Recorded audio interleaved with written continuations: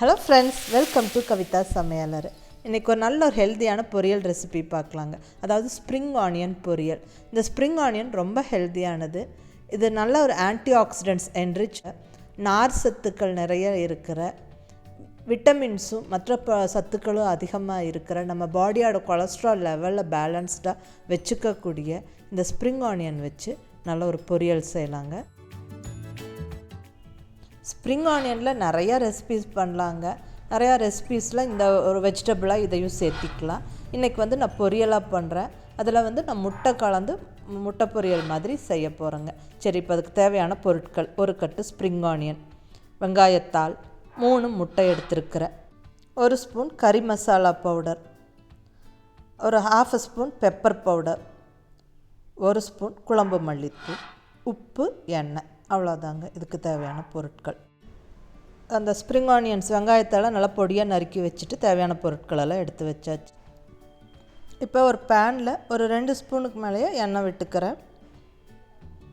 இந்த எண்ணெய் கொஞ்சம் சூடானோன்னே பொடியாக நறுக்கி வச்ச ஸ்ப்ரிங் ஆனியன்ஸை உள்ளே சேர்த்திக்கிறேன். இப்போ இந்த எண்ணெயிலேயே ஸ்ப்ரிங் ஆனியன் வதங்கி வெந்துடும். கொஞ்சம் கிளறி விட்டு ஃப்ளேமை மீடியமாக வச்சுக்கிட்டு வதக்கி விட்டால் சீக்கிரமாக ஸ்ப்ரிங் ஆனியன்ஸ் வதங்கி வெந்துடுங்க. அது ஒரு லிட்டு போட்டு மூடி வச்சிட்டோம்னா நம்மளுக்கு ஒரு 3-4 நிமிஷத்துலேயே ரெடி ஆகிடும். பாருங்கள், சூப்பராக ஸ்ப்ரிங் ஆனியன்ஸ் வதங்கி ரெடி ஆகிடுச்சு. இப்போ தேவையான அளவு உப்பு சேர்த்திக்கலாம். அது கலந்து விட்டுட்டு நம்ம எடுத்து வச்சுருக்கிற மசாலா பொடிகளை, ஃபஸ்ட்டு பெப்பர் பவுடர், குழம்பு மல்லித்தூள் 1 ஸ்பூன், பெப்பர் பவுடர் 1/2 ஸ்பூன் போட்டேன். அதுக்கப்புறம் கறி மசாலா பவுடர் ஒரு 1 ஸ்பூன். இப்போ இதெல்லாமே இந்த ஸ்ப்ரிங் ஆனியன்ஸோடு சேர்ந்து ஃப்ரை ஆகட்டும். உப்பு பத்தாத மாதிரி இருந்தது, நான் இன்னும் கொஞ்சம் ஒரு சிட்டிகை உப்பு சேர்த்திட்டேன். இப்போ இந்த மசாலா ஃப்ளேவர்லாம் நல்லா பிடிச்சி நல்லா அது ஃப்ரை ஆகிடுச்சு.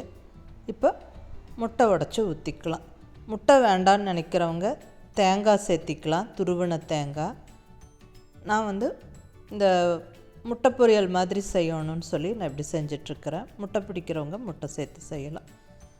இது ஒன்றும் இல்லைங்க, ஒரு 5-6 நிமிஷத்தில் டக்குன்னு ரெடி பண்ணிடலாம். முட்டை பொரியலுக்கு மோஸ்ட்டாக நம்ம நிறைய வெங்காயம் வெட்டி போட்டு சேர்த்துவோம். இன்றைக்கி இந்த நல்ல ஹெல்த்தியான நார் சத்து நிறைந்த ஸ்ப்ரிங் ஆனியன்ஸை நிறையா சேர்த்தி நம்ம செய்கிறோம். இது சாப்பிட ரொம்ப நல்லாயிருக்கும். ரச சாதம், சாம்பார் சாதம், தயிர் சாதத்துக்கூட எல்லாம் ரொம்பவுமே நல்லாயிருக்கும். இல்லை வெறுமனே சூடாக சாதத்தோட இதை வச்சு பிசைஞ்சு சாப்பிடவும் ரொம்ப நல்லாயிருக்குங்க. எதுவும் இல்லையா, ஒரு தட்டு ஃபுல்லாக இதுவே போட்டு சாப்பிட்டாலும் வயிறு நல்லா ஃபில்லிங்காக சூப்பராக இருக்குங்க. ட்ரை பண்ணி பாருங்கள்.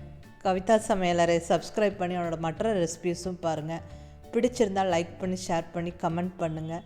தேங்க்யூ.